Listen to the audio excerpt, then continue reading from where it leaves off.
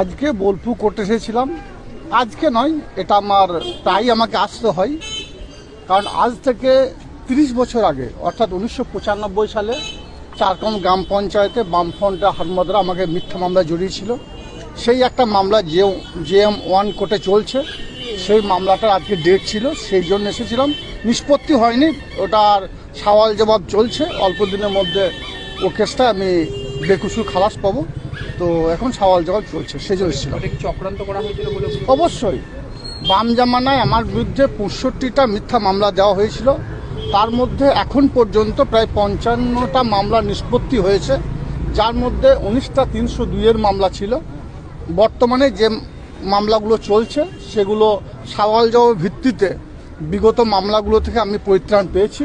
আমার দৃঢ় বিশ্বাস মহামান্য আদালত সওয়াল জবাবের ভিত্তিতেই এই কেসগুলো নিষ্পত্তি পাবো এবং আমি বেকসুর খালাস থাকবো। তারা আজকে দুবরাজপুরে প্রচুর পরিমাণে লটারি উদ্ধার হয়েছে, নকল লটারি প্রায় 10 কোটি টাকার উপরে।